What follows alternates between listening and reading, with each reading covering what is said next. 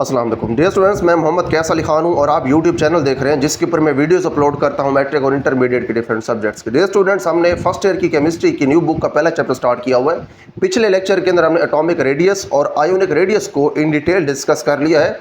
इस लेक्चर के अंदर हमारे पास जो टॉपिक है वो काफ़ी इंपॉर्टेंट है, वो है आयोनाइजेशन एनर्जी। हमने यहाँ पे ये देखना है कि आयोनाइजेशन एनर्जी क्या होती है, कौन कौन से फैक्टर्स हैं जो कि आयोनाइजेशन एनर्जी को अफेक्ट करते हैं, और उसके बाद हमने पीरियोडिक ट्रेंड देखना होगा आयोनाइजेशन एनर्जी का, जिसके अंदर हम ये देखेंगे कि एक पीरियड के अंदर लेफ्ट से राइट किस तरह से आयोनाइजेशन एनर्जी चेंज होती है और ग्रुप के अंदर ऊपर से नीचे ये किस तरह से आयोनाइजेशन एनर्जी चेंज होती है। तो स्टार्ट करते हैं इसको हम।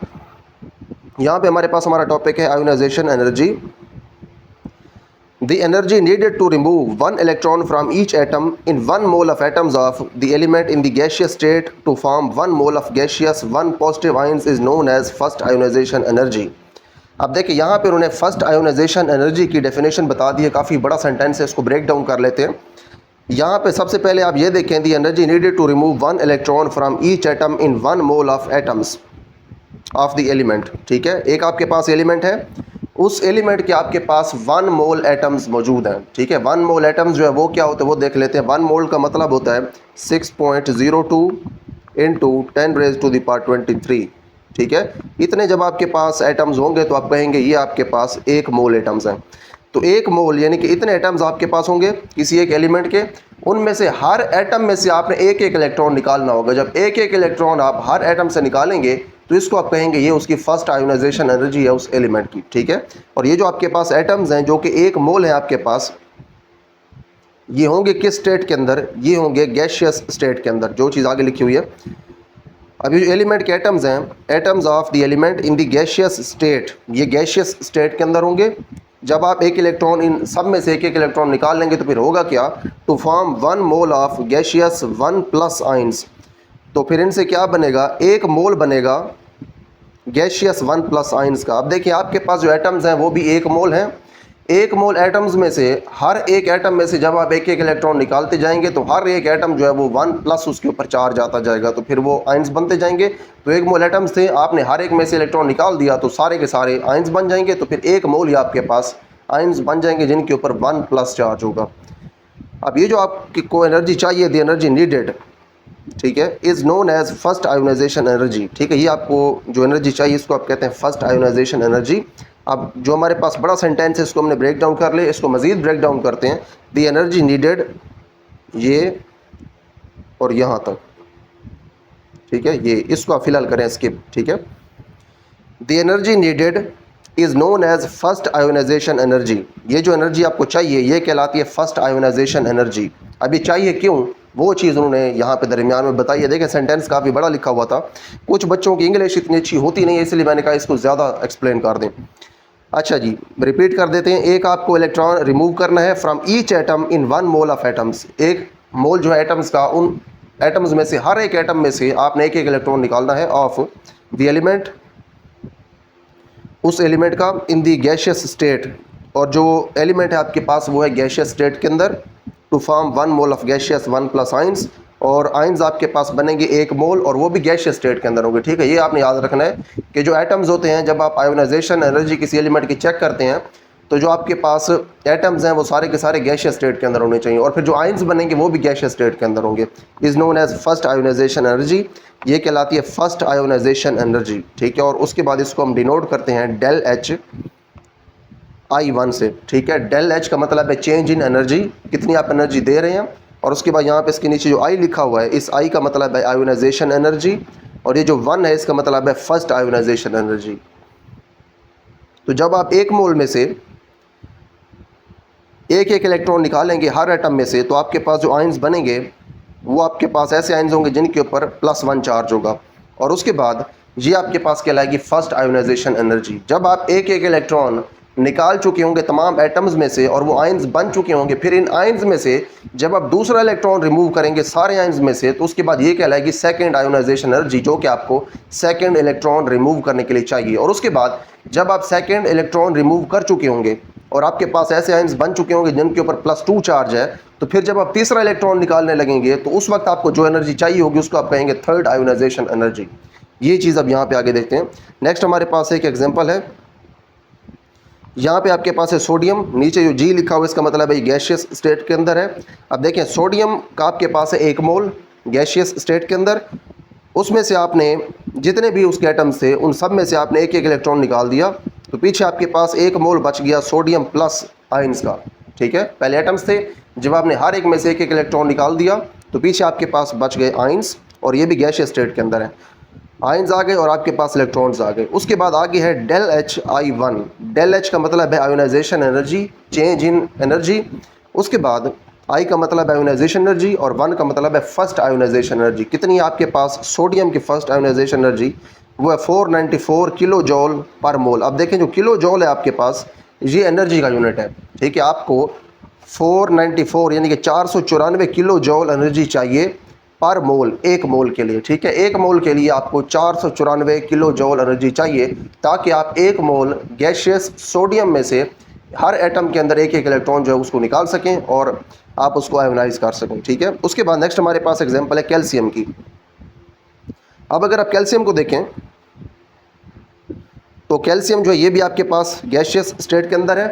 आपने इसको आयोनाइज करना है, तो जब आयोनाइज करेंगे तो एक मोल होगा आपके पास एटम्स का, हर एक एटम में से एक इलेक्ट्रॉन निकलेगा और पीछे आपके पास एक मोल बच जाएगा कैल्शियम पॉजिटिव आयंस का, और ये भी गैशियस स्टेट के अंदर होगा। और यहाँ पे आपको जो फर्स्ट आयोनाइजेशन एनर्जी चाहिए वो आपके पास है 590 किलो जॉल पर मोल। यहाँ पे देखें इसकी आयोनाइजेशन एनर्जी जो है ये ज़्यादा है, कैल्शियम की आयोनाइजेशन एनर्जी ज़्यादा है। कैल्शियम के एक मोल में से अगर आपने इलेक्ट्रॉन्स निकालने हैं, उनको आयोनाइज करना है एक मोल एटम्स को, तो आपको ज़्यादा एनर्जी चाहिए बनिस्बत सोडियम के। ठीक है जी, तो ये तो आपके पास होगी फर्स्ट आयोनाइजेशन एनर्जी। ठीक है, यहाँ पे देखें is known as first ionization energy. यहाँ पे हमने जो डेफिनेशन ऊपर पढ़ी है ये हमारे पास फर्स्ट आयोनाइजेशन एनर्जी की डेफिनेशन थी, क्योंकि हमने एक मोल एटम्स में से सिर्फ एक इलेक्ट्रॉन रिमूव किया था। ठीक है, जब आप पहला इलेक्ट्रॉन रिमूव करते हैं एटम्स में से तो वो होती है आपके पास फर्स्ट आयोनाइजेशन एनर्जी। अब हम देखते हैं second ionization energy. If A second electron is removed from each ion in a mole of gaseous 1 plus ions, अगर आपके पास एक मोल हो गैशियस 1 प्लस आयंस का, जैसे कि यहाँ पे हमारे पास एक मोल है गैशियस 1 प्लस कैल्शियम आयंस का, और फिर आपने करना क्या हो, if second electron is removed, अगर इनमें से आप सेकंड इलेक्ट्रॉन को आप रिमूव करें, एक पहले से रिमूव हो चुका है, फिर सेकंड इलेक्ट्रॉन को अगर आप रिमूव करें from each ion in a mole of gaseous 1 plus ions, we call it the second ionization energy. इसको हम कहते हैं सेकेंड आयोनाइजेशन एनर्जी, और इसको हम डिनोट करते हैं del H I two. Del H again हमारे पास आयोनाइजेशन एनर्जी, आई जो है ये आयोनाइजेशन एनर्जी के लिए है, और उसके बाद टू आपके पास जो है ये डिनोट कर रहा है कि सेकेंड आयोनाइजेशन एनर्जी है। ठीक है, again using calcium as an example. अब आपके पास जो कैल्शियम है इसको अगर आप मिसाल के तौर पर इस्तेमाल करें तो आप देखें जब आपने पहला इलेक्ट्रॉन एक मोल में से हर एटम में से रिमूव किया था तो आपको ये एनर्जी चाहिए थी। ठीक है, 590 किलो जॉल्स पर मोल। लेकिन जब आपने जो आपके पास आयोनाइज्ड कैल्शियम थी गैशियस फॉर्म के अंदर, वो जब आपने ली, यानी कि आपने आयंस का एक मोल ले लिया, उसमें से जब आपने दूसरा इलेक्ट्रॉन निकालना था तो इलेक्ट्रॉन निकल गया। पहले चार्ज +1 था, अब इसके ऊपर चार्ज आ गया +2, क्योंकि एक और इलेक्ट्रॉन निकल गया। लेकिन अब देखें एनर्जी जो आपको चाहिए वो आपको एनर्जी बहुत ज़्यादा चाहिए। पहले आपको देखें क्या एनर्जी चाहिए थी, कैल्शियम में से अगर आपने पहला इलेक्ट्रॉन निकालना था तो उसके लिए आपको एनर्जी चाहिए थी 590 किलो जॉल्स पर मोल। ठीक है, 590 किलो जॉल पर मोल आपको एनर्जी चाहिए थी।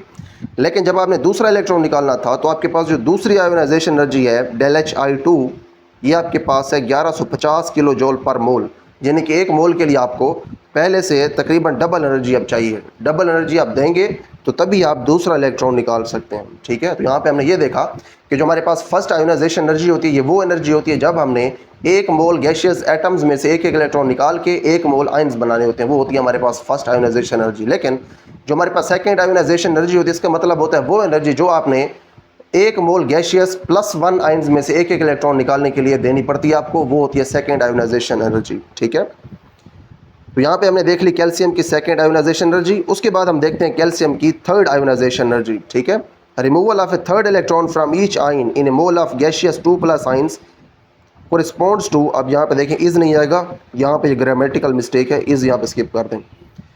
इन a mole of gaseous 2 plus ions corresponds to the third ionisation energy. यहाँ पे देखें अब आपने क्या करना है, तीसरा इलेक्ट्रॉन आपने रिमूव करना है from each ion in a mole of gaseous 2+ ions. पहले आपके पास एक मोल मौजूद है जिसके अंदर गैसियस 2+ आयन्स हैं, ऐसे आयन्स जिनके ऊपर +2 चार्ज है, यानी कि 2 इलेक्ट्रॉन्स आप पहले निकाल चुके हैं। अब आपने उनमें से तीसरा निकालना है। जब तीसरा इलेक्ट्रॉन आपने निकालना है तो उसके लिए आपको मज़ीद एनर्जी चाहिए, और वो जो एनर्जी है वो कहलाती है थर्ड आयोनाइजेशन एनर्जी। ठीक है, हमने 3 आयोनाइजेशन एनर्जीज पढ़ ली।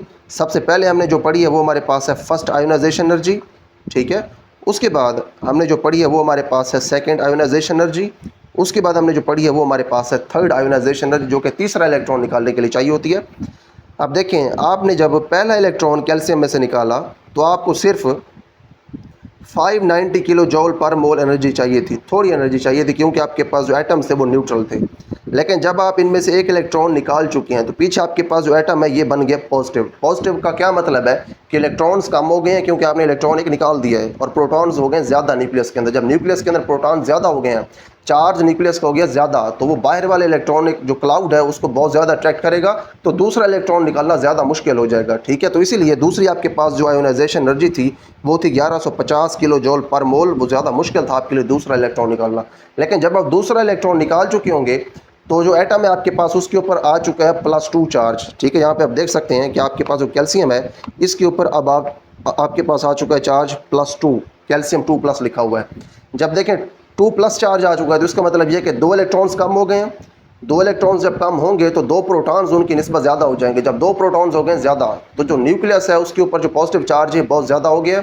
जब एक इलेक्ट्रॉन निकला था उसकी निस्बत जो 2 इलेक्ट्रॉन्स निकले, अब न्यूक्लियस का चार्ज हो गया ज़्यादा पॉजिटिव हो गया एटम। जब एटम हो गया ज़्यादा पॉजिटिव, इसका मतलब यह है कि न्यूक्लियर चार्ज हो गया ज़्यादा, तो फिर वो ज़्यादा मजबूती से बाहर वाले जो इलेक्ट्रॉन्स हैं उनको अट्रैक्ट करेगा अपनी तरफ। तो फिर जो तीसरा इलेक्ट्रॉन है ये दूसरे की निस्बत निकालना मज़ीद मुश्किल हो जाएगा। ठीक है, तो आपको तीसरा निकालने के लिए जो एनर्जी चाहिए दूसरे की निस्बत बहुत ज़्यादा चाहिए।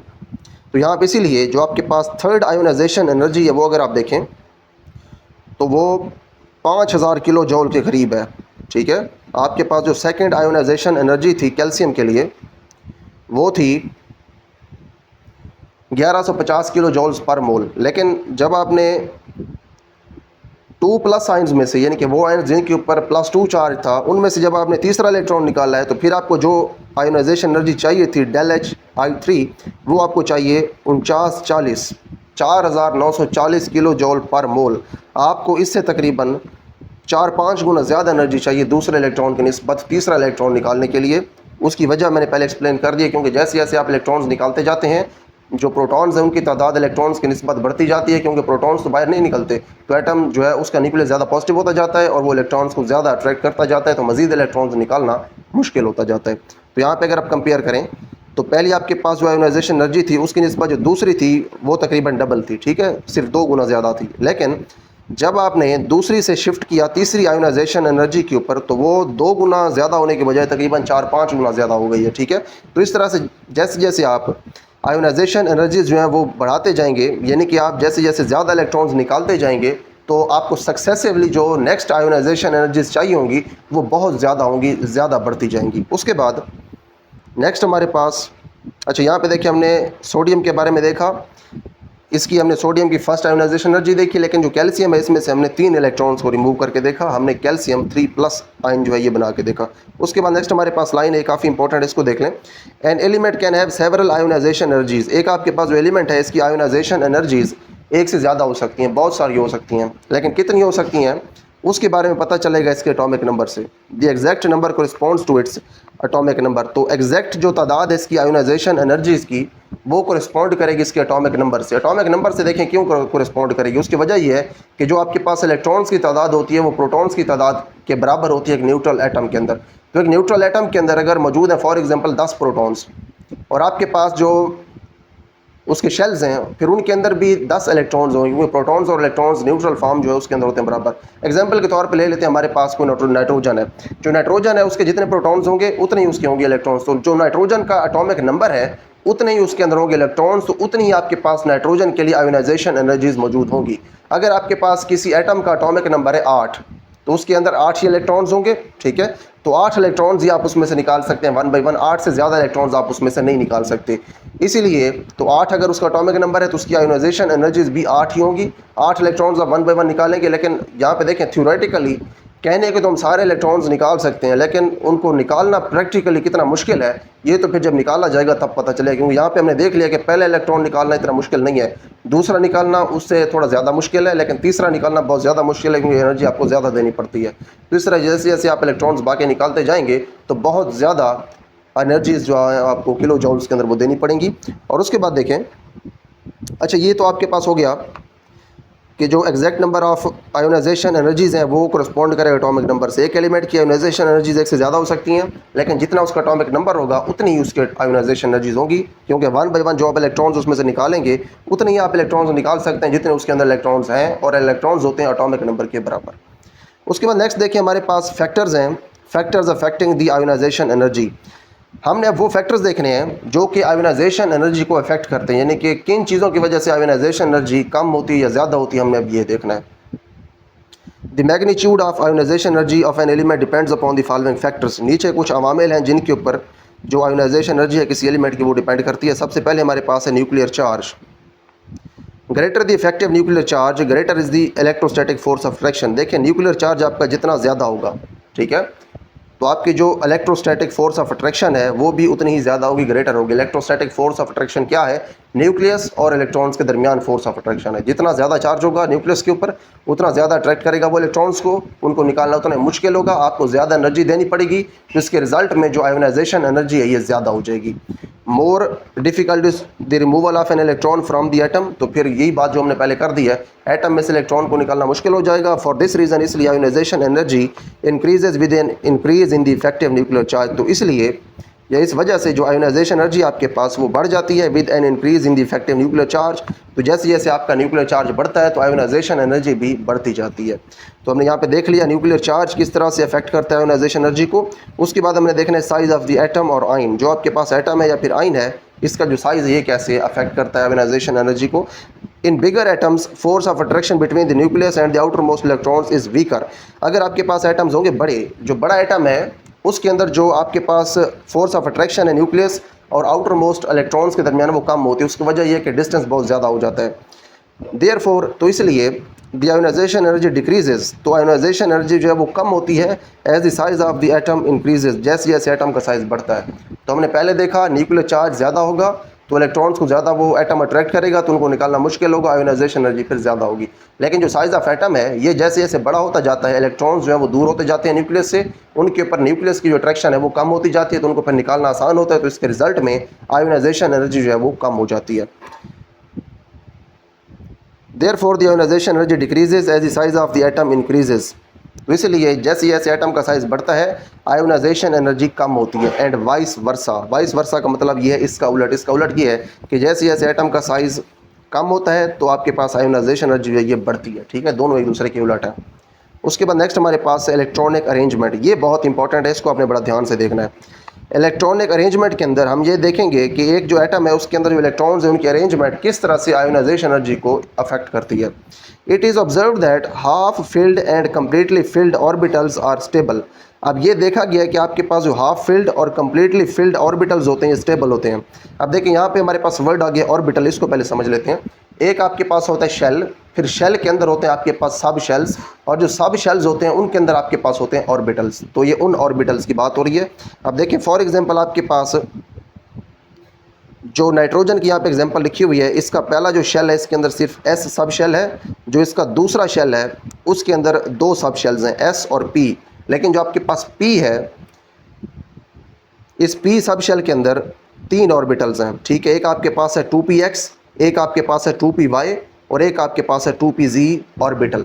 जो आपके पास ये p सब शेल है इसको आप इस तरह से ड्रा भी कर सकते हैं। अगर हम इसको ड्रा करें यहाँ पे खाली जगह में, यहाँ पे इसको हम ड्रा करके देखते हैं।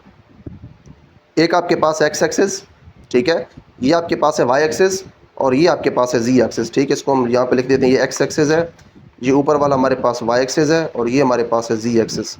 तो आपके पास ये जो p सब शेल है इसके जो तीन ऑर्बिटल्स हैं, इनमें से एक जो इसका ऑर्बिटल होता है वो अरेंज होता है x एक्सिस के अलॉन्ग ऐसे इस तरह से, और जो इसका दूसरा ऑर्बिटल है y ऑर्बिटल या फिर py ऑर्बिटल, ये y एक्सिस के अलॉन्ग ऐसे अरेंज होता है। ठीक है, जैसे डम्बल होता है, जैसे जिम के अंदर आपने डम्बल देखे होंगे, ये उस शेप के अंदर होते हैं। उसके बाद जो z एक्सिस होता है उसके अंदर उसके अलॉन्ग इसका जो तीसरा ऑर्बिटल है 2pz वो ऐसे अरेंज होता है, ठीक है, इस तरह से। ये इसके होते हैं 3 ऑर्बिटल्स जो कि एक्स एक्सिस, वाई एक्सिस और जो जी एक्सिस हैं उनके अलॉन्ग ये अरेंज होते हैं, ठीक है। हर एक जो इसका ऑर्बिटल है पी का, हर एक ऑर्बिटल के अंदर 2-2 इलेक्ट्रॉन्स आ सकते हैं, ठीक है। तो यहाँ पे वो ये कह रहे हैं कि आपके पास अगर half filled and completely field जो ऑर्बिटल्स हैं वो होते हैं स्टेबल, ठीक है। हाफ फिल्ड का क्या मतलब है, जैसे यहाँ पे आप देखें, ठीक है, यहाँ पे अगर आप देखें तो आपके पास ये जो 2p सब शेल है इसके जो ऑर्बिटल्स हैं वो 3 ऑर्बिटल्स होते हैं इसके अंदर, 2px, 2py, 2pz। हर ऑर्बिटल के अंदर आ सकते हैं 2-2 इलेक्ट्रॉन्स, लेकिन यहाँ पे देखें कितने लिखे हुए हैं, यहाँ पे एक है, इधर भी एक है, इधर भी एक है। तो इसके जो ऑर्बिटल्स हैं ये हाफ फिल्ड हैं, ठीक है। हाफ फिल्ड ऑर्बिटल्स हैं तो ये ज़्यादा स्टेबल हैं। लेकिन आपके पास जो ऑक्सीजन है यहाँ पे अगर आप देखें तो 2px, 2py, 2pz इसके जो ऑर्बिटल्स हैं ये हाफ फिल्ड नहीं है, ठीक है। यहाँ पे 2 है, यहाँ पे 1 है, यहाँ पे 1 है, ये सारे हाफ हाफ हैं तो ये ज़्यादा स्टेबल है। उसके बाद उसी सेंटेंस से हम कंटिन्यू करते हैं आगे। इट इज़ ऑब्जर्व्ड दैट, ये चीज़ ऑब्जर्व की गई है, that half filled and completely filled orbitals are stable. ये चीज़ अब ऑब्जर्व की गई है कि आपके पास जो हाफ फिल्ड और कम्प्लीटली फिल्ड ऑर्बिटल्स होते हैं वो स्टेबल होते हैं, ठीक है। आगे ये चीज़ें हम देखेंगे, जहाँ भी हमारे पास हाफ फिल्ड या फिर कम्प्लीटली फिल्ड ऑर्बिटल्स आ जाएंगे तो वो ज़्यादा स्टेबल होंगे। अगर ज़्यादा स्टेबल होंगे तो उनमें से इलेक्ट्रॉन्स को निकालना मुश्किल हो जाएगा, तो इसीलिए वहाँ पे आयोनाइजेशन एनर्जी बढ़ जाएगी। देयरफॉर इसलिए the ionization energy is higher, तो इसलिए आयोनाइजेशन एनर्जी बढ़ जाती है when an electron is to be removed from a fully filled और हाफ फिल्ड सब शेल। तो इसीलिए आपके पास जो आयोनाइजेशन एनर्जी है ये बढ़ जाती है जब एक इलेक्ट्रॉन आप निकालते हैं फुली फिल्ड या फिर हाफ फिल्ड सब शेल से। देखें जो आपके पास फुली फिल्ड सब शेल है और जो हाफ फिल्ड सब शेल है, इससे होगा क्या, जो फुली फिल्ड सब शेल है इससे इसके जो ऑर्बिटल्स होंगे ये मुकम्मल फिल हो जाएंगे, कम्प्लीटली फिल हो जाएंगे। लेकिन जो आपके पास हाफ फिल्ड सब शेल है इससे फिर इसके जो ऑर्बिटल्स हैं ये हाफ हाफ फिल होंगे। जैसे यहाँ पे आपके पास जो 2p सब शेल है इसको अगर आप देखें तो 2p सब शेल जो है यहाँ पे इसके अंदर आपके पास है टोटल 3 इलेक्ट्रॉन्स। जो आपके पास p सब शेल होता है इसके अंदर आते हैं 6, p के अंदर है हाफ इलेक्ट्रॉन्स 3, तो एक एक इलेक्ट्रॉन चला गया इसके ऑर्बिटल्स के अंदर, तो इसके जो ऑर्बिटल्स हैं ये फिर हाफ हाफ हो गए। तो यहाँ पे हम कह सकते हैं कि अगर आपके पास एक सब शेल हाफ फील्ड है या फिर मुकम्मल फील्ड है तो फिर वो ज़्यादा स्टेबल होगा और उसमें से इलेक्ट्रॉन को निकालना ज़्यादा मुश्किल होगा, ठीक है। यहाँ पे नीचे हमारे पास एग्जांपल्स आ रही हैं। पहली हमारे पास जो एग्जांपल है वो है फुल्ली फिल्ड शेल्स की, ठीक है। यहाँ पे जो शेल्स और सब शेल्स हैं वो फुल्ली फिल्ड हैं। यहाँ पे हमने देखना है हाफ फिल्ड किस तरह से स्टेबल होते हैं और किस तरह से आयोनाइजेशन एनर्जी को ये बढ़ा देते हैं। तो पहले हम देखते हैं फुल्ली फिल्ड शेल्स और सब शेल्स के बारे में। यहाँ पे एग्जांपल है नोबल गैसेज की। हम जानते हैं कि जो नोबल गैसेज हैं इनके जो शेल्स होते हैं वो फुली फिल्ड होते हैं। Noble gases have highest ionization energies. अब आपके पास जो नोबल गैसेज होती हैं इनकी आयोनाइजेशन एनर्जीज़ सबसे ज़्यादा होती हैं इन देयर रिस्पेक्टिव पीरियड्स, इनके पीरियड्स के अंदर। यानी कि पीरियड के अंदर जब आप लेफ्ट से राइट के ऊपर जाते हैं तो एंड के ऊपर आपके पास एक नोबल गैस आती है। उस नोबल गैस की जो आयोनाइजेशन एनर्जी है वो पीछे वाले सारे एलिमेंट से ज़्यादा होती है। It is due to highly stable fully filled shells, क्योंकि इनके जो शेल्स होते हैं वो हाईली स्टेबल होते हैं क्योंकि वो फुल्ली फिल्ड होते हैं। जब फुल फिल्ड होते हैं शेल्स तो फिर वो स्टेबल बहुत ज़्यादा होते हैं। ये इनके शेल्स होते हैं। देखें ये जो वैलेंस शेल है हमारे पास नोबल गैसेस का, उसकी इलेक्ट्रॉनिक कन्फिगरेशन लिखी हुई है। एन का यहाँ पे मतलब है कि कौन से शेल के ये सब शेल्स हैं। तो S जो है वो भी फुली फिल्ड है और जो P है वो भी फुली फिल्ड है, तो इनके जो फिर ऑर्बिटल्स हैं ये भी फुली फिल्ड हो जाएंगे। उसके बाद देखें यहाँ पे तो हमने एग्जांपल देख ली कि अगर हमारे पास जो शेल्स हैं वो फुली फिल्ड हों तो किस तरह से हमारे पास जो एटम है वो स्टेबल हो जाता है और उसमें से इलेक्ट्रॉन को निकालना मुश्किल होता है और आयोनाइजेशन एनर्जी उसकी बहुत ज़्यादा बढ़ जाती है। अब हमने ये देखना है कि फुली फिल्ड की बजाय अगर हमारे पास सब शेल्स या ऑर्बिटल्स हाफ फिल्ड हों तो फिर क्या होगा, ठीक है। Oxygen has lower ionization energy than nitrogen. अब आपके पास जो ऑक्सीजन है इसकी आयोनाइजेशन एनर्जी लो होती है अदर देन या फिर देन नाइट्रोजन, ठीक है। नाइट्रोजन की निस्बत जो ऑक्सीजन है इसकी आयोनाइजेशन एनर्जी लो होती है, कम होती है। लेकिन देखें आपके पास जो नाइट्रोजन है इसका एटॉमिक नंबर है 7 और उसके बाद जो ऑक्सीजन है इसका आपके पास एटॉमिक नंबर है 8, ठीक है। यानी कि नाइट्रोजन पहले आएगा पीरियड के अंदर और पीरियड के अंदर जो ऑक्सीजन है ये आएगा बाद में। हमने ये देखा है जब हमने एटॉमिक रेडियाई पढ़े थे तो हमने ये कहा था कि जब आप लेफ़्ट से राइट के अंदर पीरियड में जाते हैं तो जो एटॉमिक साइज़ है वो कम होता है। इसका मतलब यह है कि नाइट्रोजन की निस्बत जो ऑक्सीजन है इसका एटॉमिक साइज़ कम होना चाहिए, क्योंकि आप पीरियड में मूव कर रहे हैं। तो फिर जब इसका साइज़ कम होना चाहिए तो इसमें से इलेक्ट्रॉन को निकालना ज़्यादा मुश्किल होना चाहिए था, ठीक है, क्योंकि साइज़ कम हो तो ज़्यादा करीब होते हैं न्यूक्लियस के, तो फिर वहाँ से इलेक्ट्रॉन्स को निकालना मुश्किल होता है देखने में। और थोड़ा सा अगर आप इसके ऊपर गौर करें, अगर आपके पास सतही इल्म है, ज़्यादा आपने अगर डीपली हाफ फील्ड और फुली फील्ड शेल्स और सब शेल्स का कंसेप्ट नहीं पढ़ा, तो देखने से हो सकता है आपको ये लगे कि जो ऑक्सीजन इसमें से इलेक्ट्रॉन्स को निकालना ज़्यादा मुश्किल होगा, क्योंकि इसका साइज़ होगा छोटा। लेकिन जो आपके पास नाइट्रोजन है, हालांकि ये पीरियड में पहले आ रहा है, इसका साइज़ भी हो सकता है बड़ा हो, लेकिन इसमें से इलेक्ट्रॉन्स को निकालना ज़्यादा मुश्किल है। उसकी वजह यह है कि इसके जो ऑर्बिटल्स हैं ये हाफ फील्ड हैं, ठीक है।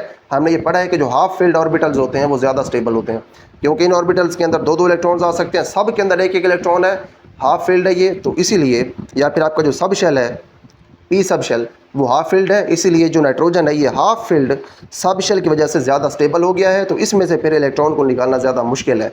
लेकिन अगर आप यही सब शेल देखें ऑक्सीजन का, तो इसका हाफ फील्ड नहीं है। पी के अंदर होते हैं 6 का आप बनते 3, लेकिन इसके पी के अंदर है 4, तो इसलिए ऑक्सीजन ज़्यादा स्टेबल नहीं है, इसमें से इलेक्ट्रॉन को निकालना आसान है, इसलिए ऑक्सीजन की आयोनाइजेशन एनर्जी कम है, नाइट्रोजन की ज़्यादा है, ठीक है। तो यही चीज़ उन्होंने यहाँ पे लिखी है। Oxygen has lower ionization energy than nitrogen, जो ऑक्सीजन है इसकी आयोनाइजेशन एनर्जी नाइट्रोजन की निस्बत कम है, due to the half filled sub shell of nitrogen. उसकी वजह यह कि नाइट्रोजन के पास हाफ फील्ड सब शेल है, ठीक है। कौन सा इसके पास हाफ फील्ड सब शेल है? पी सब शेल, इसका हाफ फील्ड उसमें 3 है, एक एक्स में, एक वाई में और एक जी में। ये मोर स्टेबल है और ये लेस स्टेबल है, क्योंकि इसका जो पी सब शेल है ये हाफ फील्ड नहीं है, तो इसलिए डेल एच I1 यानी कि पहली आयोनाइजेशन एनर्जी जो है ये है 1403 किलो जॉल पर मोल नाइट्रोजन के लिए, लेकिन जो ऑक्सीजन है उसके लिए पहली आयोनाइजेशन एनर्जी हमारे पास है 1365 किलो जॉल पर मोल। तो आप देख सकते हैं ऑक्सीजन के लिए आपको एनर्जी कम चाहिए, यानी कि आसानी से आप इलेक्ट्रॉन निकाल सकते हैं, लेकिन नाइट्रोजन जो है उसके लिए आपको एनर्जी ज़्यादा चाहिए, उसके इलेक्ट्रॉन निकालने के लिए आपको ज़्यादा एनर्जी देनी पड़ी है, क्योंकि nitrogen half filled sub shell की वजह से ज़्यादा स्टेबल है। तो यहाँ पर हमने ये देख लिया कि हमारे पास अगर इस तरह से इलेक्ट्रॉनिक कन्फिगरेशन हो, या फिर जो इलेक्ट्रॉन्स हैं उनकी अरेंजमेंट इस तरह से हो कि इसका जो लास्ट वाला वैलेंस शेल है एटम का, वो अगर हाफ फिल्ड हो या फिर फुली फिल्ड हो, तो वो ज़्यादा स्टेबल हो जाता है, फिर वहाँ से इलेक्ट्रॉन्स को निकालना ज़्यादा मुश्किल हो जाता है। उसके बाद नेक्स्ट हमारे पास जो फैक्टर है जो कि आयोनाइजेशन एनर्जी को इफेक्ट करता है, वो हमारे पास है shielding effect. Greater the shielding effect जितना ज़्यादा होगा, easier it is to remove the valence electrons from an atom, तो एक एटम में से वैलेंस इलेक्ट्रॉन्स को निकालना उतना ही आसान हो जाएगा। शील्डिंग इफेक्ट क्या होता है? मिसाल के तौर पर ये आपके पास न्यूक्लियस है, ये आपके पास वैलेंस शेल है, इस वैलेंस शेल और न्यूक्लियस के दरमियान अगर मजीद आपके पास शेल्स हों, तो न्यूक्लियस की अट्रैक्शन होती है वैलेंस शेल के ऊपर, ये उसको कमज़ोर कर देते हैं, ठीक है, ये दरमियान में हाइल हो जाते हैं, शील्ड कर लेते हैं ये बैरूनी इलेक्ट्रॉन्स को न्यूक्लियस की अट्रैक्शन की, या न्यूक्लियस के अट्रैक्शन से ये बाहर वाले इलेक्ट्रॉन्स को शील्ड कर देते हैं, इसको आप शील्डिंग इफेक्ट कहते हैं। तो जब दरमियान में इलेक्ट्रॉन्स आ जाएं, शील्डिंग इफेक्ट पैदा हो जाए, तो जो वैलेंस इलेक्ट्रॉन्स हैं इनके ऊपर न्यूक्लियस की जो अट्रैक्शन है ये कम हो जाती है, तो फिर वैलेंस इलेक्ट्रॉन्स को निकालना आसान होता है, कम एनर्जी फिर आपको देनी पड़ती है, तो आयोनाइजेशन एनर्जी जो है कम हो जाती है, ठीक है। Larger the number of inner electrons, जो इनर इलेक्ट्रॉन्स हैं ये जितने ज़्यादा होंगे, greater is the shielding effect, तो शील्डिंग इफेक्ट भी उतना ही ज़्यादा होगा, देयरफॉर इसलिए lower is the ionization energy, जो आपकी आयोनाइजेशन एनर्जी फिर ये कम हो जाएगी। उसके बाद नेक्स्ट हमारे पास है स्पिन पेयर रिपल्शन, ठीक है। स्पिन पेयर रिपल्शन हमने अब देखना है कि ये क्या होती है। When electrons are spin paired in the same orbital, जब आपके पास इलेक्ट्रॉन्स एक ही ऑर्बिटल के अंदर स्पिन पेयर्ड होते हैं, ठीक है। स्पिन पेयर्ड किस तरह से होते हैं यहाँ पे हम देख लेते हैं। ऑर्बिटल्स हमने देखे हैं अपने पिछले पेज के ऊपर, यहीं पे देखते हैं। अगर देखें आप नाइट्रोजन के अंदर अगर आप देखें तो यहाँ पे आपके पास जो इलेक्ट्रॉन्स हैं 2p सब शेल के अंदर, वो अलग अलग ऑर्बिटल के अंदर जा रहे हैं। 3 इलेक्ट्रॉन हैं, एक जा रहा है 2px के अंदर, एक जा रहा है 2py के अंदर, एक जा रहा है 2pz के अंदर, ठीक है। लेकिन अगर आप ऑक्सीजन को देखें तो यहाँ पे आपके पास 2py और 2pz के अंदर तो एक एक इलेक्ट्रॉन है, लेकिन जो 2px ऑर्बिटल है इसके अंदर आपके पास हैं 2 इलेक्ट्रॉन। तो दोनों इलेक्ट्रॉन यहाँ पे हो गए स्पिन पेयर। स्पिन पेयर का मतलब ये है कि एक की जो स्पिन है वो प्लस हाफ होगी और दूसरा जो है उसकी स्पिन होगी माइनस हाफ, ठीक है। यहाँ पे देखें जो स्पिन है उसको आप इस तरह से समझें कि जब इलेक्ट्रॉन्स ऐड होंगे इन ऑर्बिटल्स के अंदर, पहला जो इलेक्ट्रॉन आएगा वो किसी भी ऑर्बिटल के अंदर आ सकता है, दूसरा इलेक्ट्रॉन भी किसी भी ऑर्बिटल के अंदर आ सकता है, तीसरा इलेक्ट्रॉन भी किसी भी ऑर्बिटल के अंदर आ सकता है। तो फॉर एग्जांपल आपके पास ये जो पहला इलेक्ट्रॉन आया है इसकी अगर आपके पास स्पिन है +1/2 या फिर प्लस हाफ, तो दूसरा आपके पास इसमें जो इलेक्ट्रॉन शामिल होगा उसकी स्पिन ऑटोमेटिकली 1/-हाफ हो जाएगी, ठीक है। तो एक आपके पास जो इलेक्ट्रॉन होगा उसकी स्पिन +हाफ और दूसरे की स्पिन होगी आपके पास -हाफ, और उसके बाद दोनों जो इलेक्ट्रॉन्स हैं उनके दरमियान हो जाएगी रिपल्जन, क्योंकि दोनों के ऊपर है नेगेटिव चार्ज, ठीक है। दोनों के ऊपर नेगेटिव चार्ज होने की वजह से दोनों एक दूसरे को रिपेल करेंगे जब एक ही ऑर्बिटल के अंदर इकट्ठे होंगे, तो इस वजह से फिर उनको निकालना ज़्यादा आसान हो जाएगा। ये चीज़ अब यहाँ पे बताई हुई है। When electrons are spin paired in the same orbital, यानी कि जब इलेक्ट्रॉन्स एक ही ऑर्बिटल के अंदर दो आ जाते हैं तो उस वक्त होता क्या है, the repulsion between them can lead to a slightly lower ionization energy. तो उनके दरमियान जो रिपल्जन होती है इसकी वजह से स्लाइटली लोअर आयोनाइजेशन एनर्जी आपको देखने को मिल रही है, क्योंकि वो आपस में एक दूसरे को रिपेल कर रहे होते हैं, तो फिर एक को निकालना ज़्यादा आसान हो जाता है compared to removing an unpaired electron. जो अनपेयर इलेक्ट्रॉन है उसको निकालने की निस्बत, जब आपके पास अनपेयर इलेक्ट्रॉन होता है यानी कि स्पिन पेयर नहीं होता, वो किसी के साथ अकेला होता है ऑर्बिटल के अंदर, उसको निकालना जो है वो ज़्यादा मुश्किल होता है। लेकिन जब आपके पास इस तरह से इलेक्ट्रॉन्स आ जाएं कि वो स्पिन पेयर हो जाएं या फिर एक ही ऑर्बिटल के अंदर दोनों इकट्ठे हो जाएं, फिर वो दूसरे को रिपेल करते हैं, तो फिर वहाँ से उनको निकालना ज़्यादा आसान हो जाता है, ठीक है। This is because the paired electrons experience increased repulsion. ये इस वजह से है कि आपके पास जो पेयर्ड इलेक्ट्रॉन्स होते हैं जो कि एक ही ऑर्बिटल के अंदर स्पिन पेयर्ड होते हैं, उनके दरमियान रिपल्जन बढ़ जाती है, तो इसकी वजह से आसानी से आप उनको निकाल सकते हैं, ठीक है। Making it slightly easier to remove one of the paired electrons, तो फिर जो पेयर्ड इलेक्ट्रॉन्स होते हैं उनमें से एक को निकालना आसान हो जाता है, ठीक है। पेयर जो है इसका मतलब होता है जोड़ा, दो चीज़ें। तो पेयर्ड इलेक्ट्रॉन्स ऐसे इलेक्ट्रॉन्स जो कि दो दो की शक्ल में है। जब इलेक्ट्रॉन्स पेयर्ड होते हैं, स्पिन पेयर्ड होते हैं कि ऑर्बिटल के अंदर होते हैं, तो रिपेल करते हैं, एक दूसरे से हटाते हैं, ठीक है, दूर धकेलते हैं एक दूसरे को, तो इसलिए उनको फिर निकालना ज़्यादा आसान हो जाता है, ठीक है। ये है स्पिन पेयर रिपल्जन का जो इफेक्ट है, स्पिन पेयर रिपल्जन का इफेक्ट हमने देखा है आयोनाइजेशन एनर्जी के ऊपर। उसके बाद देखिए हमारे पास इसकी एग्जांपल आ रही है स्पिन पेयर की।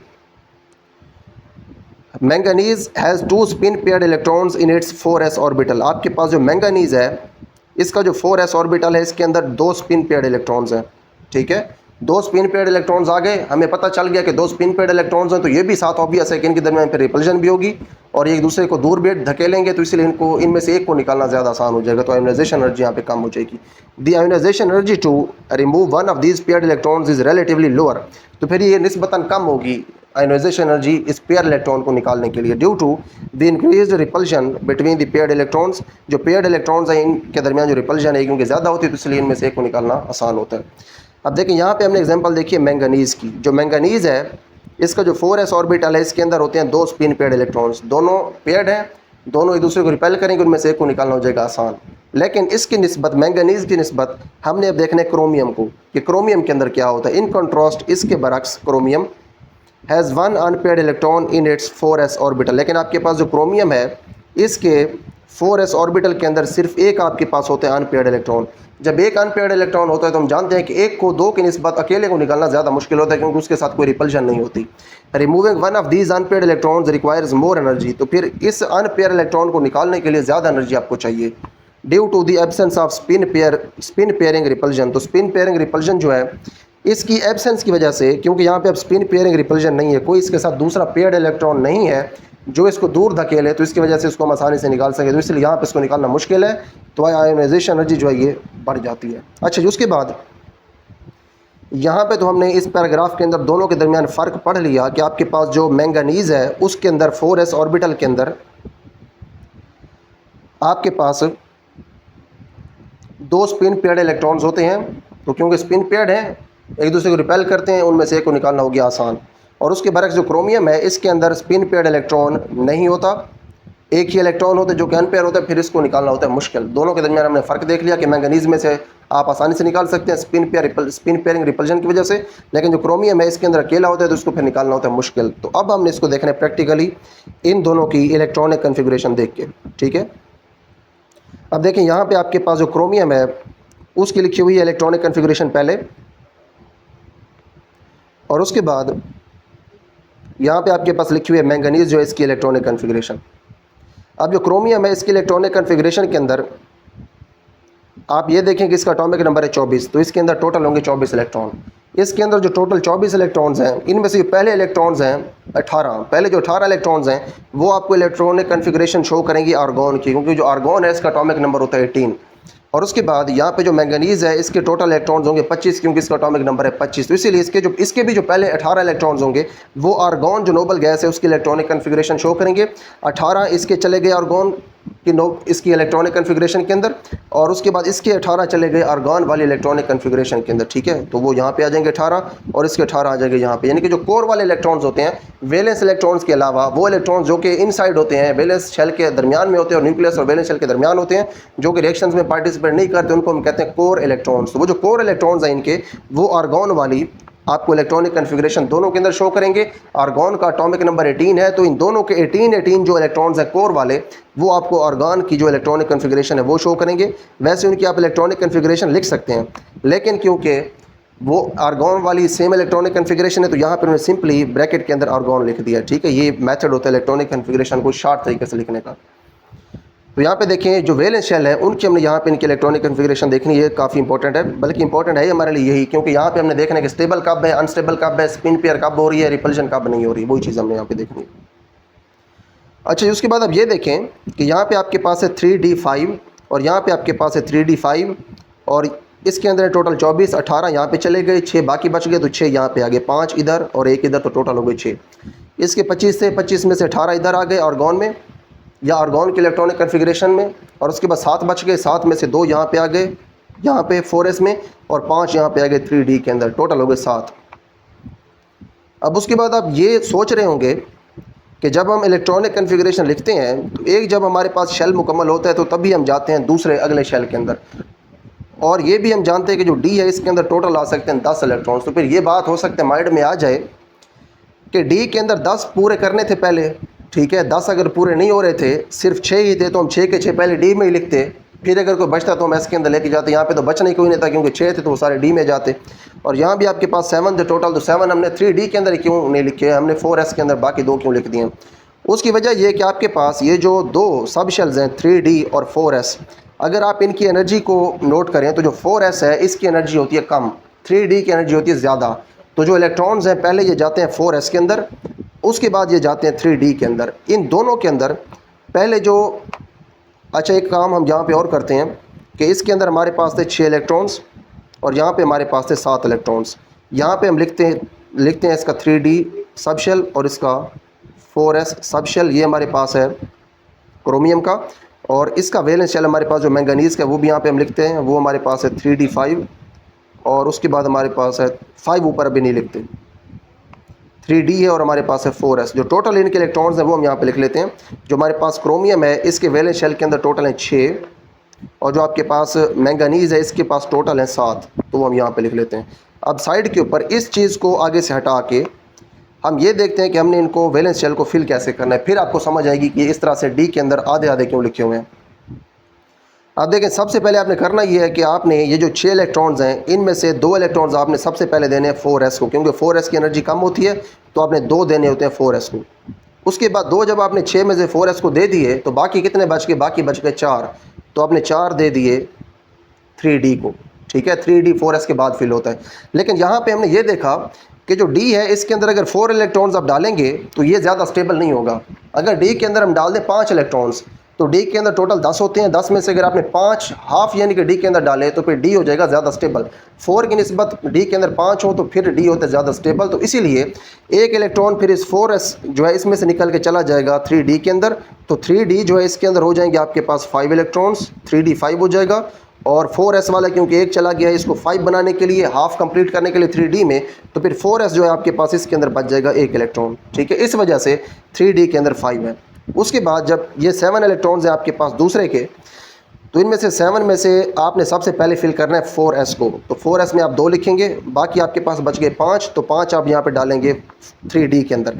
तो देखें D के अंदर 5 आ गया, ऑटोमेटिकली हाफ हो गया। तो ऑटोमेटिकली अगर हाफ हो गया है तो 4S में से और इलेक्ट्रॉन्स हमने यहाँ पे नहीं भेजने, ठीक है। यहाँ पे आपके पास 3D हाफ हो गया ऑटोमेटिकली, 4S के अंदर हमने 2 ही रहने दिए। यहाँ पे 3D के अंदर थे 4, ये हाफ नहीं हो रहा था, ये 5 के ऊपर हाफ होते तो हमने यहाँ से 1 निकाल के यहाँ पे पुट कर दिया, 5 हो गए। और जो 4S हमारे पास इसके अंदर आ गया 1 इलेक्ट्रॉन। तो ये आपके पास जो है वो फाइनल वैलेंस शेल की इलेक्ट्रॉनिक कन्फिग्रेशन है इन दोनों के लिए, ठीक है। तो यहाँ पे हम देख सकते हैं कि जो हमारे पास क्रोमियम है उसकी हमने यहाँ पे देख ली वैलेंस शेल की इलेक्ट्रॉनिक कन्फिग्रेशन जो कि ये है, और जो मैंगनीज है उसकी वैलेंस शेल की इलेक्ट्रॉनिक कन्फिग्रेशन है ये। अब अगर आप इन दोनों को कंपेयर करें तो आपके पास जो क्रोमियम है इसका जो 4s ऑर्बिटल है इसके अंदर है अकेला इलेक्ट्रॉन, ये पेयर्ड इलेक्ट्रॉन नहीं है, तो इसके अंदर स्पिन पेयरिंग रिपल्जन नहीं होगी। लेकिन अगर आप मैंगनीज को देखें तो इसके अंदर आपके पास जो 4s सब शेल है इसके अंदर जो है आपके पास हैं 2 इलेक्ट्रॉन्स, दोनों यहाँ पे स्पिन पेयर्ड हैं, इनके अंदर स्पिन पेयर रिपल्जन होगी, ये एक दूसरे को रिपेल करेंगे, तो इनमें से एक को निकालना ज़्यादा आसान है, तो इसीलिए ये आपके पास है लेस स्टेबल। ठीक है, इसलिए यहाँ पे लेस स्टेबल का वर्ड लिखा है। इसके अंदर अकेला इलेक्ट्रॉन है, स्पिन पेयर नहीं है, रिपल्जन यहाँ पे नहीं है, तो ये ज़्यादा स्टेबल है आपके पास। ठीक है, तो ये क्योंकि ज़्यादा स्टेबल है अकेला होने की वजह से, ये स्पिन पेयर होने की वजह से लेस स्टेबल है, तो इसीलिए इसमें से इलेक्ट्रॉन को निकालना ज़्यादा आसान है।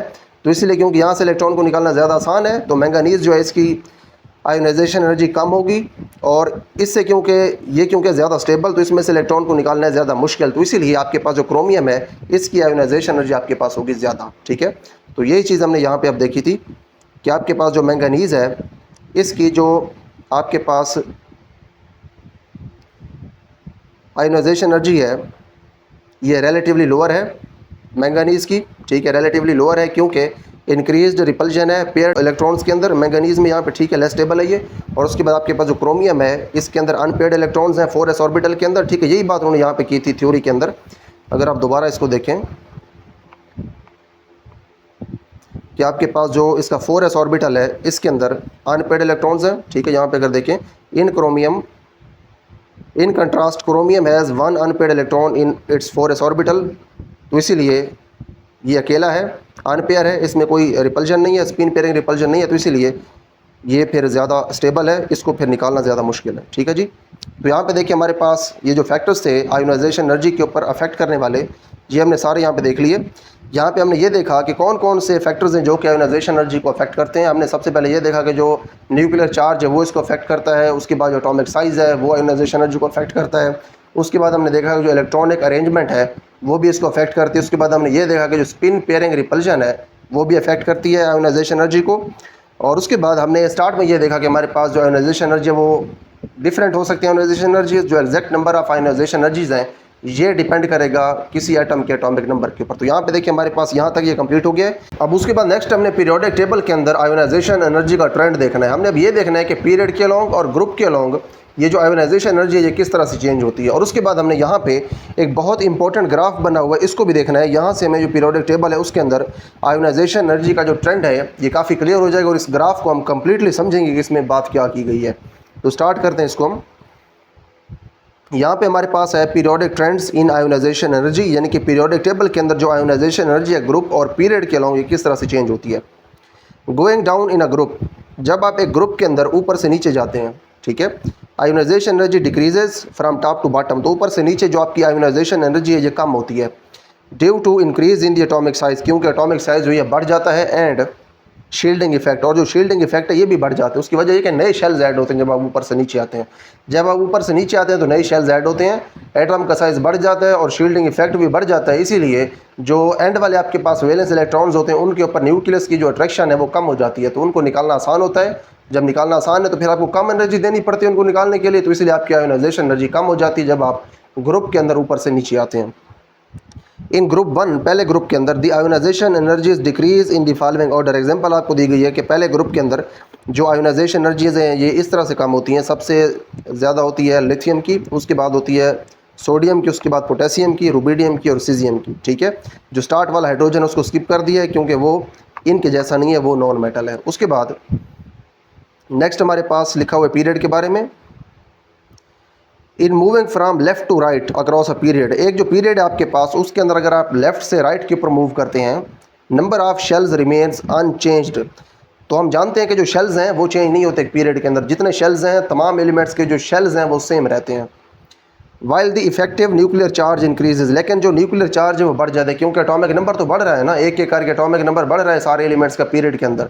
जब एटॉमिक नंबर उनका इंक्रीज़ हो रहा है, शेल इंक्रीज़ नहीं हो रहे, तो इसका मतलब ये कि उसका जो न्यूक्लियर चार्ज है वो ज़्यादा हो रहा है। न्यूक्लियर चार्ज क्योंकि ज़्यादा हो रहा है तो इसलिए जो इलेक्ट्रॉन्स हैं उनको वो ज़्यादा स्ट्रॉन्गली अट्रैक्ट करेगा, तो फिर उन इलेक्ट्रॉन्स को निकालना मुश्किल हो जाएगा, तो आयोनाइजेशन एनर्जी जो है बढ़ जाएगी।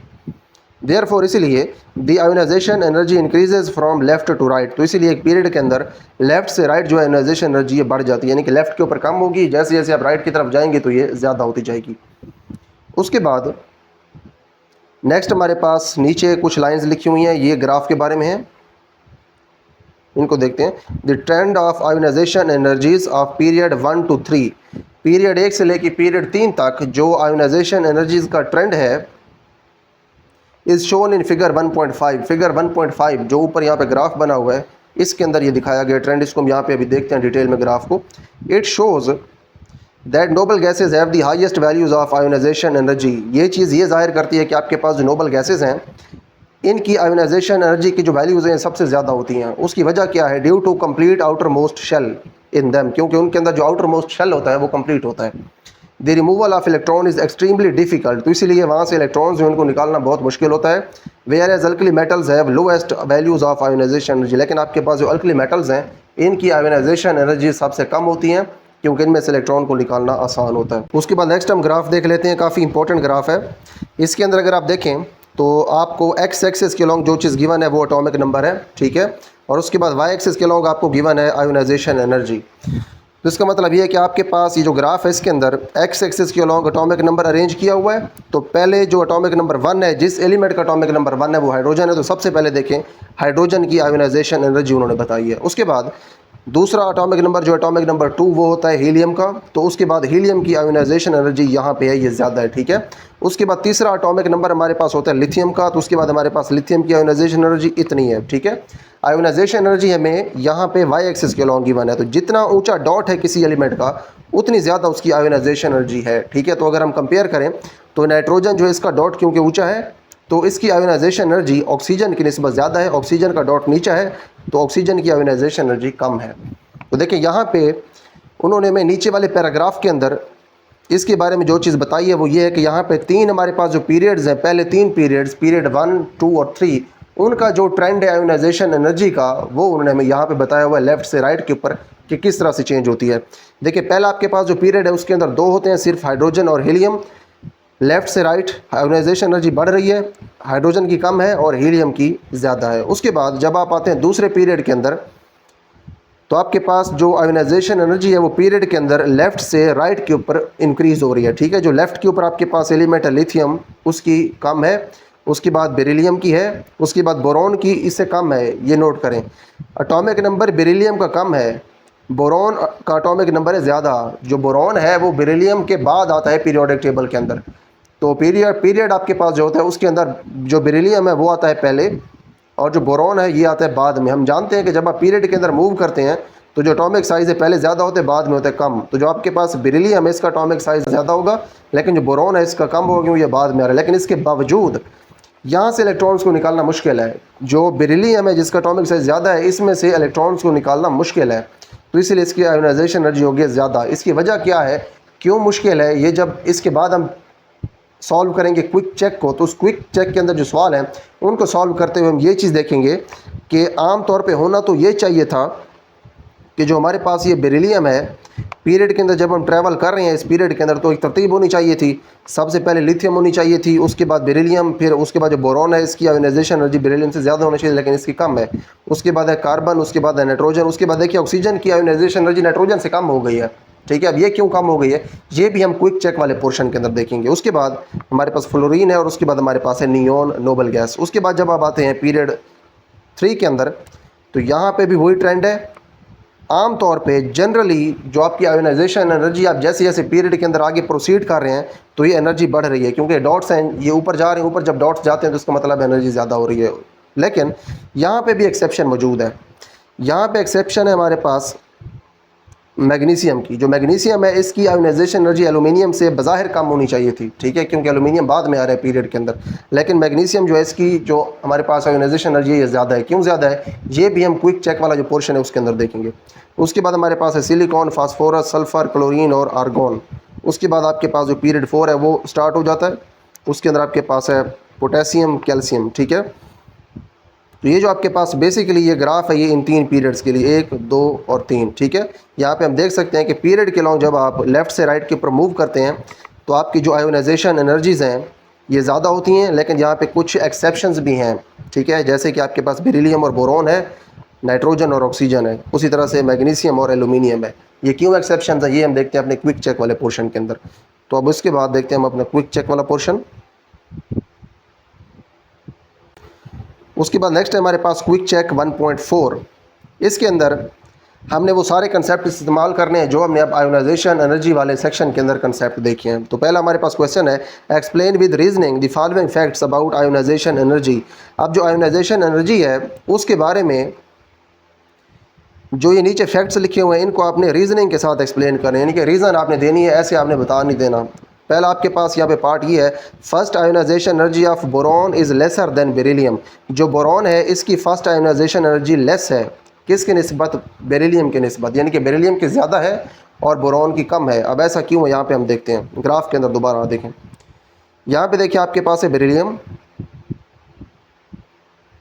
और उसके बाद इसके बाद आपके पास है बोरॉन। ये बेरिलियम है और ये आपके पास है बोरॉन। अब देखिए जो बेरिलियम है इसका सबसे पहले हम देखते हैं एटॉमिक नंबर, और उसके बाद हम इसकी देखेंगे इलेक्ट्रॉन्स के अरेंजमेंट। उसके बाद हम देखेंगे बोरॉन का एटॉमिक नंबर और बोरॉन के जो इलेक्ट्रॉन्स हैं इनके अरेंजमेंट।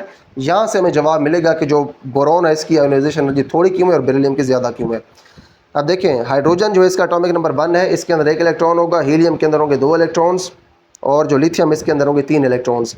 जो लिथियम इसके अंदर 3 इलेक्ट्रॉन्स होंगे और 3 इलेक्ट्रॉन्स में से जो पहले 2 इलेक्ट्रॉन्स हैं वो फॉलो करेंगे हीलियम की इलेक्ट्रॉनिक कन्फिग्रेशन को, ठीक है, क्योंकि इस पीरियड से पहले जो नोबेल गैस है वो हीलियम है और इसका जो एक इजाफी इलेक्ट्रॉन है वो चला जाएगा 2s1 के अंदर, ठीक है, यानी कि 2s के अंदर चला जाएगा इजाफी इलेक्ट्रॉन, 2s1 हो जाएगा। उसके बाद आपके पास जो है बेरिलियम, इसका एटॉमिक नंबर है 4। 4 में से 2 इलेक्ट्रॉन्स चले जाएंगे हीलियम की इलेक्ट्रॉनिक कन्फिग्रेशन के अंदर, 2 बच जाएंगे, तो 2 जो इसके बचेंगे वो जाएंगे 2s के अंदर, ठीक है।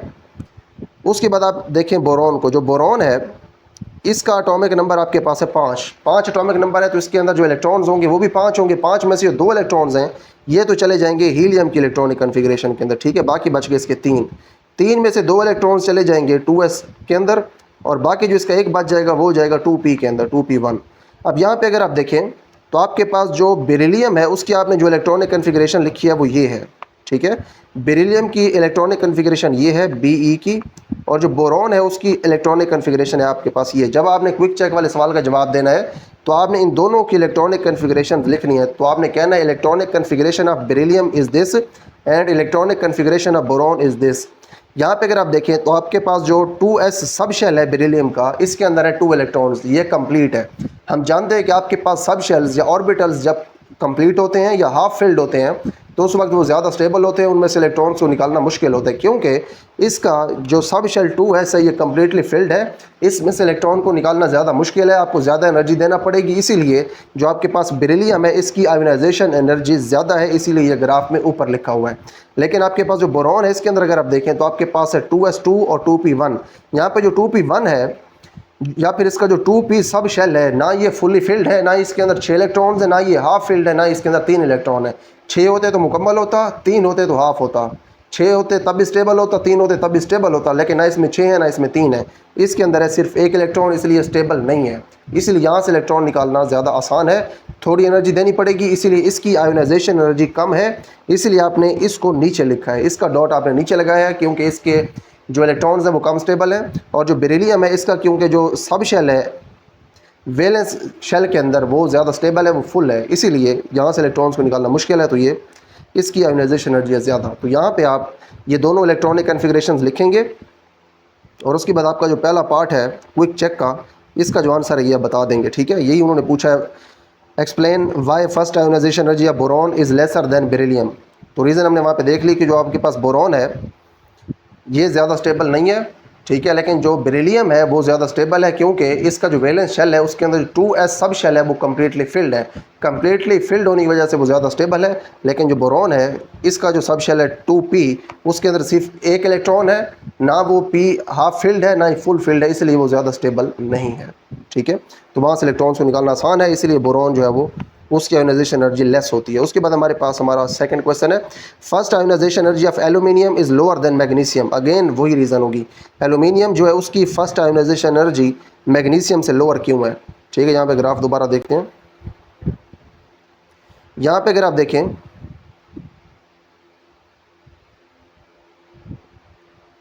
तो आपके पास ये जो एल्यूमिनियम है इसकी आयोनाइजेशन एनर्जी क्लियरली हमें नज़र आ रही है कि लोअर है, ठीक है। और जो मैग्नीशियम है इसकी आयोनाइजेशन एनर्जी हमें क्लियरली नज़र आ रही है कि यह ज़्यादा है क्योंकि इसका डॉट है ऊपर। तो अब सबसे पहले इनका हम एटॉमिक नंबर देखते हैं क्या है, फिर इनकी हम इलेक्ट्रॉनिक कन्फिग्रेशन लिखेंगे, उसके बाद हम नोट करेंगे कि ये मैग्नीशियम जो है इसका ज़्यादा क्यों है। देखें रीज़न वही है, एटॉमिक नंबर इनका देखने की ज़रूरत ही नहीं है। इनके जो पिछले इलेक्ट्रॉन्स होंगे वो इनसे जो पहले आने वाली नोबल गैस है नियॉन, इसकी इलेक्ट्रॉनिक कन्फिग्रेशन ले लेंगे तो यहाँ पे हम लिख सकते हैं क्लियरली दोनों की। हम यहाँ पे पहले इलेक्ट्रॉनिक कन्फिग्रेशन लिखते हैं, उसके बाद जो रीज़न है पिछले क्वेश्चन वाली ही रीज़न होगी वो हम रीज़न साथ वो भी लिख देंगे, ठीक है। तो यहाँ पे हम सबसे पहले जो मैग्नीशियम है उसकी इलेक्ट्रॉनिक कन्फिग्रेशन लिखते हैं। मैग्नीशियम के जो पिछले कोर वाले इलेक्ट्रॉन्स हैं वो नियॉन की इलेक्ट्रॉनिक कन्फिग्रेशन लेंगे, ठीक है। और इसके बाद 1 और 2 नियॉन के बाद इसके अंदर 2 मजीद इलेक्ट्रॉन्स हैं जो इसके 2 नियॉन से इजाफी इलेक्ट्रॉन्स हैं। क्योंकि देखें 2 हमें कैसे पता चला इजाफी है, क्योंकि इसका जो एटॉमिक नंबर है 1 2 नियॉन से 2 ज़्यादा है। जब नियॉन से 2 ज़्यादा इसका एटॉमिक नंबर है तो इलेक्ट्रॉन्स भी इसके नियॉन से 2 ज़्यादा होंगे। तो नियॉन और 2 इसके इलेक्ट्रॉन नियॉन से ज़्यादा हैं तो वो जाएंगे। इसके बाद देखें यहाँ पे हमारे पास 1s होगा, यहाँ पे 2s होगा, यहाँ पे 3s होगा इनका सब शेल, यहाँ पे 3s सब शेल है, ठीक है। 3s के अंदर चले जाएंगे इसके 2 इलेक्ट्रॉन्स, ठीक है। मैग्नीशियम के जो इलेक्ट्रॉन्स थे नियॉन से थे 2 ज़्यादा तो वो आपने 3s के अंदर 2 डाल दिए। उसके बाद आपके पास एल्यूमिनियम, एल्यूमिनियम जो है इसके जो इलेक्ट्रॉन्स हैं ये नियॉन से 3 ज़्यादा होंगे क्योंकि इसका एटॉमिक नंबर मैग्नीशियम से 1 ज़्यादा है, तो इसका इलेक्ट्रॉन भी मैग्नीशियम से 1 ज़्यादा होगा। मैग्नीशियम के अंदर नियॉन से 2 इलेक्ट्रॉन ज़्यादा थे तो जो एल्यूमिनियम है इसके अंदर नियॉन से 3 इलेक्ट्रॉन ज़्यादा होंगे। तो एल्यूमिनियम जो इसके कोर वाले इलेक्ट्रॉन्स हैं वो नियॉन की इलेक्ट्रॉनिक कन्फिग्रेशन ले लेंगे। यहाँ पे हम लिख भी देते हैं, ये हमारे पास पहली कन्फिग्रेशन है मैग्नीशियम की और दूसरी हमारे पास जो इलेक्ट्रॉनिक कन्फिग्रेशन है वो है एल्यूमिनियम की। इसके अंदर एल्यूमिनियम के अंदर 1 2 3 क्योंकि 3 इलेक्ट्रॉन ज़्यादा है नियॉन की निस्बत, तो अब आप एल्यूमिनियम की इलेक्ट्रॉनिक कन्फिग्रेशन लिख सकते हैं। 3 में से जो 2 इलेक्ट्रॉन्स हैं वो तो क्लियरली चले जाएंगे 3s के अंदर, ठीक है, 3s2 हो जाएगा और जो इसका एक बच जाएगा वो जाएगा 3p के अंदर, ये हो जाएगा 3p1। अब क्लियरली आप यहाँ पे देख सकते हैं कि जो आपके पास मैग्नीशियम है इसका जो वैलेंस शेल है उसके अंदर जो s सब शेल है वो कम्प्लीटली फिल्ड है। हम जानते हैं कि जब हमारे पास सब शेल कम्प्लीटली फिल्ड होता है या फिर हाफ फिल्ड होता है तो इस वजह से वो ज़्यादा स्टेबल होता है, वहाँ से इलेक्ट्रॉन को निकालना मुश्किल होता है, आयोनाइजेशन एनर्जी होती है ज़्यादा। लेकिन अगर आप इसका ये 3p सब शेल देखें तो इसके अंदर ना 3 इलेक्ट्रॉन है ना 6 हैं। 3 होते तो ये हाफ फिल्ड होता, 6 होते तो फुल फिल्ड होता, ना ये हाफ फिल्ड है ना ये फुल फिल्ड है, इसीलिए ये अनस्टेबल है, यहाँ से इलेक्ट्रॉन को निकालना ज़्यादा आसान है। इसीलिए आपके पास जो एल्यूमिनियम है इसमें से इलेक्ट्रॉन को निकालने के लिए कम एनर्जी देनी पड़ती है, इसीलिए इसकी जो आयोनाइजेशन एनर्जी है वो थोड़ी है। तो आप जब इसका जवाब देंगे तो सबसे पहले आप इन दोनों की इलेक्ट्रॉनिक कन्फिग्रेशन लिखेंगे, उसके बाद आप कहेंगे as we can see that the 3s subshell of magnesium is fully filled, that is why it is very difficult to remove an electron from magnesium, that is why ionization energy of magnesium is greater than aluminium. But aluminium's 3p subshell is neither full filled nor half filled, that is why it is unstable and it is easy to remove an electron from aluminium's valence shell, that is why aluminium has less ionization energy. दूसरा सवाल इसका जवाब दे देते हैं और एक और भी चीज़ हमने यहाँ से ऑब्जर्व करनी है। What trend is observed in ionization energy as you go down group 3? जैसे आप ग्रुप 3 के नीचे जाते हैं तो आयोनाइजेशन एनर्जी का आपको क्या ट्रेंड देखने को मिलता है। देखिए हमने एलिमेंट्स की यहाँ पे क्लियर कट आयोनाइजेशन एनर्जीज नहीं बतानी, सिर्फ हमने ट्रेंड बताना है। ट्रेंड हमने बताना है ग्रुप 3 के अंदर, गिव रीज़न आप रीज़न दें। देखिए हम जानते हैं कि जब ग्रुप के अंदर ऊपर से नीचे आते हैं तो नए शेल्स ऐड होते हैं, नए शेल ऐड होने की वजह से नए इलेक्ट्रॉन्स भी आते हैं, फिर शील्डिंग इफेक्ट ज़्यादा होता है। इस वजह से जो बाहर वाले इलेक्ट्रॉन्स होते हैं उनके ऊपर न्यूक्लियस की जो अट्रैक्शन होती है वो कम होती है, तो उनको निकालना ज़्यादा आसान होता है। तो इसीलिए आयोनाइजेशन एनर्जी जो है ग्रुप के अंदर ऊपर से नीचे वो कम होती है, ठीक है, क्योंकि कम एनर्जी आपको देनी पड़ती है इलेक्ट्रॉन निकालने के लिए। इंग्लिश के अंदर आप ऐसे कह सकते हैं as we go from top to bottom in group 3 new shells are added, that is why new electrons are also added and therefore the shielding effect is also present because of new electrons. This shielding effect reduces the force of attraction of nucleus on the valence electrons. That is why it is very easy to remove valence electrons as we go from top to bottom in a group. That is why ionization energy becomes low as we go from top to bottom in a group. जैसे आप group के अंदर ऊपर से नीचे आते हैं तो जो वैलेंस इलेक्ट्रॉन्स हैं इनके ऊपर न्यूक्लियस की अट्रैक्शन कम हो जाती है, इनको निकालना ज़्यादा आसान होता है, इसलिए आयोनाइजेशन जो है वो कम हो जाती है। ये आपने ट्रेंड बताना है। उसके बाद देखिए एक जो चीज़ मैंने कहा था यहाँ पे मिस हमने कर दी है, पीछे वैसे उन्होंने बताया था हाफ फील्ड का कंसेप्ट कि हाफ फील्ड जब होते हैं ज़्यादा स्टेबल होते हैं, और ना ही वो क्विक चेक के अंदर उन्होंने पूछा है। वो है हमारे पास ये फ़र्क नाइट्रोजन और ऑक्सीजन का, ठीक है। अब देखें नाइट्रोजन आ रही है पीरियड के अंदर पहले, ऑक्सीजन आ रही है बाद में, नाइट्रोजन का एटॉमिक नंबर कम है, ऑक्सीजन का है ज़्यादा। होना तो ऐसे चाहिए था कि जो हमारे पास नाइट्रोजन है उसकी आयोनाइजेशन एनर्जी कम होती, ऑक्सीजन की ज़्यादा होती। वैसे ये जो चीज़ है इन दोनों का कंपैरिजन हमने पहले देख भी लिया है, ठीक है। यहाँ पे हमने इनका कंपैरिजन देखा है पिछले पेज के ऊपर यहाँ पे, ठीक है। ये जो हमने कंपैरिजन यहाँ पे देखा है सेम टू सेम यही चीज़ आगे लिखी हुई है, ठीक है। बल्कि यहाँ पे हम इसको देख लेते हैं। यहाँ पे अगर आप देखें तो आपके पास जो नाइट्रोजन है उसकी इलेक्ट्रॉनिक कन्फिग्रेशन है, उसके अंदर जो आपका वैलेंस शेल है उसके अंदर जो आपका 2p सब शेल है वो हाफ फील्ड है। 2p के अंदर आते हैं 6 इलेक्ट्रॉन्स, 6 में से यहाँ पे हैं 3।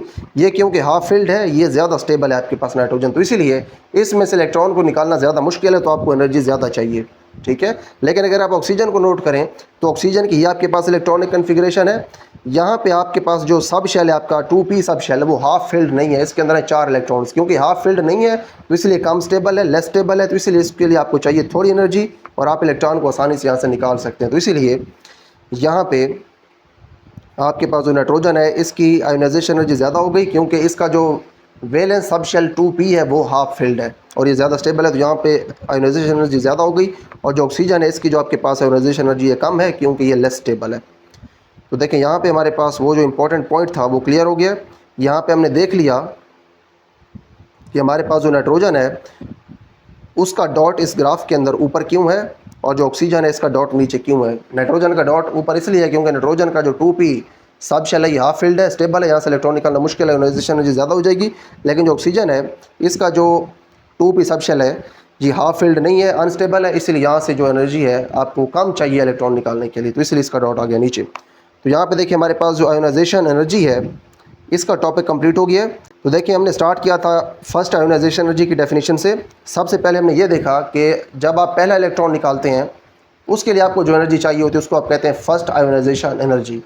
जब आपने पॉजिटिवली चार्ज आयंस के 1 मोल में से दूसरा इलेक्ट्रॉन निकालना होता है तो उसको आप कहते हैं सेकेंड आयोनाइजेशन एनर्जी, उसके लिए आपको जो एनर्जी चाहिए होती है।